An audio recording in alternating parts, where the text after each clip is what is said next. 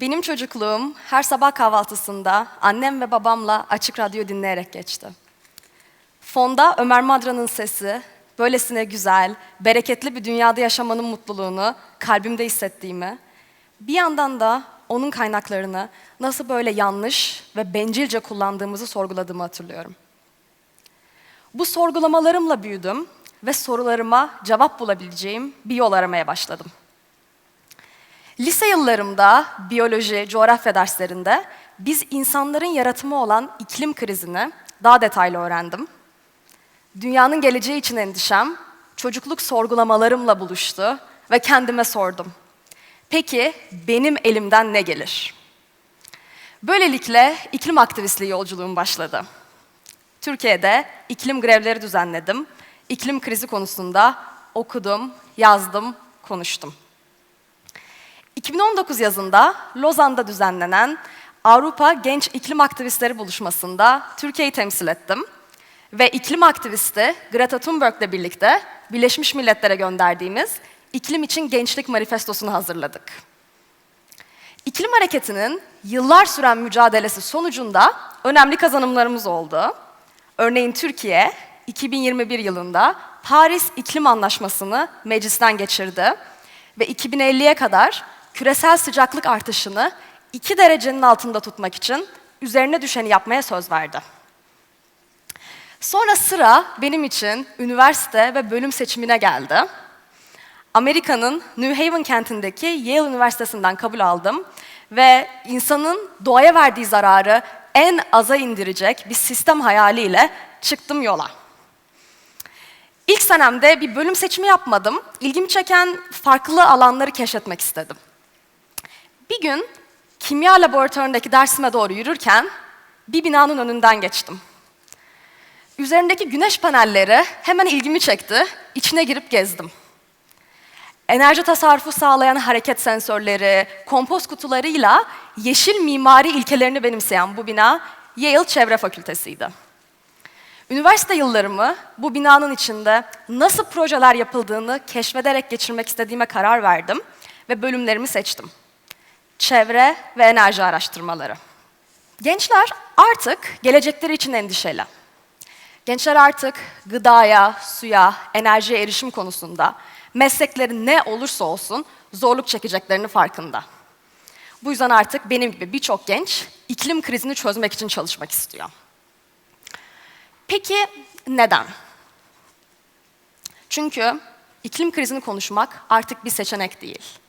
Bu bizim geleceğimizi kurtarma mücadelemiz. Çünkü durum gerçekten vahim.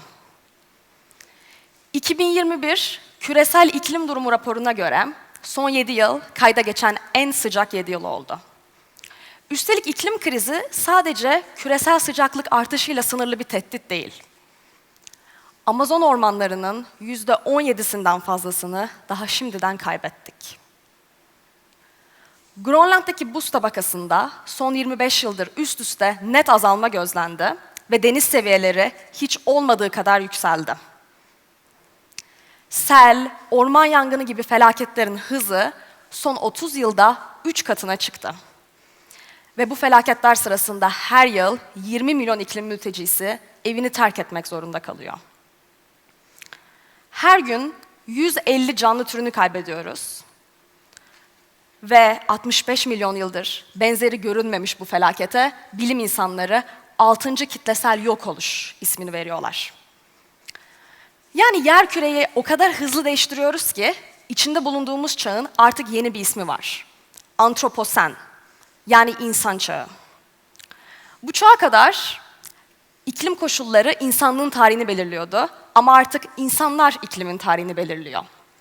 Peki bu noktaya nasıl geldik? Bahsettiğimiz bütün bu felaketlerin çıkış noktası aslında bu piramitteki hata. İnsanın doğa üzerindeki hak ve üstünlük iddiası. Tarih kitaplarına açıkça şöyle yazmalıyız. İnsan bencil davrandı. Bütün dünyayı kontrol edebileceğini sandı. Ve kendi teknolojik ilerlemesi için fosil yakıtları, yani kömürü, petrolü, doğalgazı durmak bilmeden kullandı. Hem de gelecek nesilleri hiç düşünmeden. Hem de doğaya verdiği zararı bile bile. Bu sistemde ciddi bir tasarım hatası var. Şimdi sorunları tespit ettik. Peki bu krizden çıkış mümkün mü?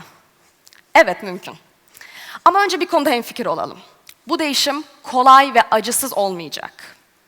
Mevcut ekonomik sistemimizi aynı tutarak, konfor alanımızdan ödün vermeyerek bu krizi çözemeyiz. Biliyorum bu gerçeği duymak istemiyorsunuz. Yeşil vaatlerde bulunup içini doldurmayan yeşile boyama kampanyalarıyla şirketler veya iklim aksiyonunu yalnızca sözde bırakan politikacılar da bu gerçeğin farkında. Bu yüzden bize eğer plastiğimizi geri dönüştürür ya da pamuklu ürünleri tercih edersek dünyayı kurtarabileceğimiz masalını anlatmaya devam ediyorlar. Gelecek teknolojilerin iklim krizini çözmeye yeteceği inancı hemen bugün sistemsel dönüşüme hayatın her alanında başlamamızın önünü kesiyor. Fakat üniversitede aldığım dersler bana net bir şekilde gösterdi. Bu krizi çözecek tek bir sihirli değnek yok. Dünyamızı kurtarmak için teknolojiye bel bağlamak bir çözüm değil. Çünkü ihtiyacımız olan insanı ekosistemin en tepesine yerleştiren bu paradigmanın değişikliği. Büyüme odaklı mentalitemizi değiştirmediğimiz sürece hiçbir teknoloji bu krizi kendi başına çözemez. Politik ve ekonomik dönüşüm olmadan yeni teknolojiler bu krizi tedavi edemez. İşte bu yüzden sizin, benim gibi farklı alanlarda çalışan insanların yaratacağı değişime ihtiyacımız var. Tıpkı üniversitede aldığım dersler gibi farklı disiplinlerde yeşil dönüşümü nasıl sağlayacağımızı düşünmeliyiz. Sosyal yaşantımızın hemen her alanını yeniden tasarlamamız gerekiyor. Eğitim, bu dönüşüme başlamak için harika bir alan. Dönüşmemiz gereken ilk alan bu yüzden eğitim. İklim ve çevre bilimi eğitiminin okul yaşantısının önemli bir parçası olması gerekiyor. Öğrenciler ileride bunun mesleğini yapsınlar diye değil, kendi hayatlarında bu doğrultuda değerler ve alışkanlıklar kazansınlar diye. Hatta çevre eğitimi sadece sınıfta kalmamalı. Çocukların toprakla çalışarak, kuşların seslerini dinleyerek, doğanın bir parçası olduğumuzu hissederek büyümesi ne şahane olur. Bir düşünsenize. Lise yıllarımda organik tarım öğrenmek benim bakış açımı değiştiren bir deneyimdi. İklim eğitimi alanında hem Türkiye'de hem de dünyada çok güzel gelişmeler var. Örneğin benim yönetim kurulunda olduğum Yuvam Dünya Derneği, Milli Eğitim Bakanlığı ile iklim krizini müfredatın bir parçası haline getirmek için çalışmalar yapıyor. Dünyada ise Amerika'da Stanford Sürdürülebilirlik Fakültesi, John Doerr'ın 1 milyar dolarlık bağışı ile Eylül 2022'de açılıyor. Bu gelişmeler umut verici ama bu güzel örnekleri hızla yaygınlaştırmamız gerekiyor. Dönüştürmemiz gereken ikinci alan ekonomi. Yeni, sürdürülebilir bir ekonomik sistemi hep beraber tasarlamamız gerekiyor. Burada sürdürülebilirlikle ne kastediyorum? Öyle bir sistem tasarlayalım ki kendi kendini devam ettirebilsin. Dünyanın sınırlı kaynağı var ve o kaynaklar bittiğinde sistem çökecek. Yani sınırsız büyüme bir illüzyon. Sürdürülebilir ekonomi, sınırsız büyümeye karşı kendi kendine yetebilen bir ekonomik anlayışı benimsiyor. İşte bu döngüsel ekonomi. İklim aktivistliği yolculuğumda çok değerli bir yeri olan Uygar Özesmi ise buna türetim ekonomisi ismini veriyor. Ekolojik ve sosyal açıdan adil üreticilerden alışveriş yapabildiğimiz Good for Trust isimli online platformu Türkiye'de döngüsel ekonomi için atılan şahane bir adım. Tüketiciler olarak bize düşen ise bu tarz sosyal girişimleri desteklemek. Ekonomik dönüşüm elbette bedava değil, oldukça pahalı. Yeşil ekonomik dönüşüm için küresel ekonominin her yıl 3,5 trilyon dolar harcaması gerekiyor. Fakat aksi senaryo çok daha endişe verici. İklim krizi için bugün aksiyon almamak, gelecek yıllarda küresel ekonomiye tam 178 trilyon dolara mal olacak. Sizce hangi seçenek daha karlı? Dünyanın en zengin 10 iş insanının toplam servetinin 1 trilyon dolardan fazla olduğunu düşününce, dünyamızı kurtarmak için 3,5 trilyon pek de fazla görünmüyor. Dönüştürmemiz gereken üçüncü alan politika. Enerji sistemimizi sürdürülebilir hale getirecek altyapıya ve teknolojiye sahibiz. En büyük eksiğimiz politik irade ve aksiyon.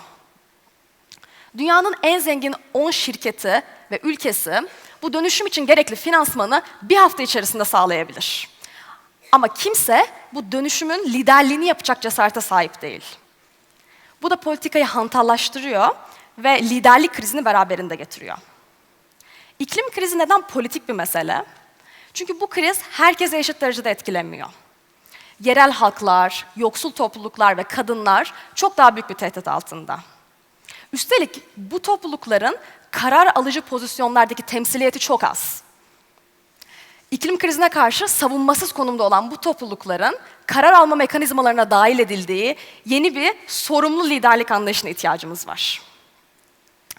Şimdi sorunları tespit ettik, ne yapılması gerektiğini de biliyoruz. Peki neden değişime bu kadar direniyoruz? Ece Temelkur'un harekete geçme isteksizliğimiz hakkında harika bir metaforu var.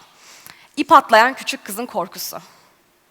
Şimdi sanki atlama sırası bize geldi ve biz donduk, kaldık. Pandemi, savaşlar, iklim krizi aslında aynı hastalığın farklı semptomları. Bu eş zamanlı çoklu felaketler bize sistemde bir hata olduğunu gösteriyor.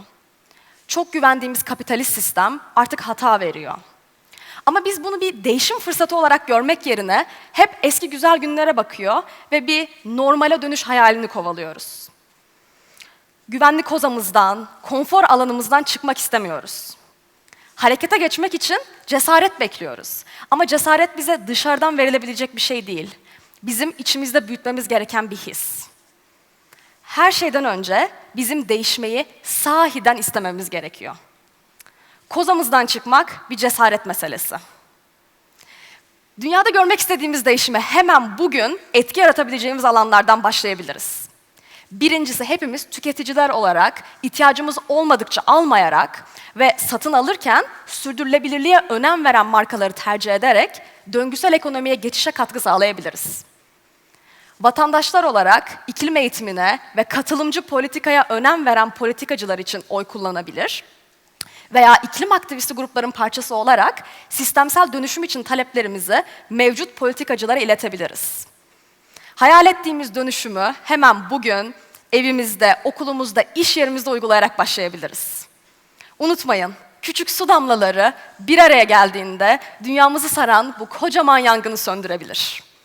Benim değişim için size önerim şu: hayatın her alanına bir iklim aktivistinin eleştirel gözlükleriyle bakın ve yeteneklerinizi, deneyimlerinizi bu krizi yavaşlatacak projeler için kullanın. Göreceksiniz ki değiştirecek çok şey var. Değişimi isteme cesaretini göstermeye var mısınız? Teşekkür ederim.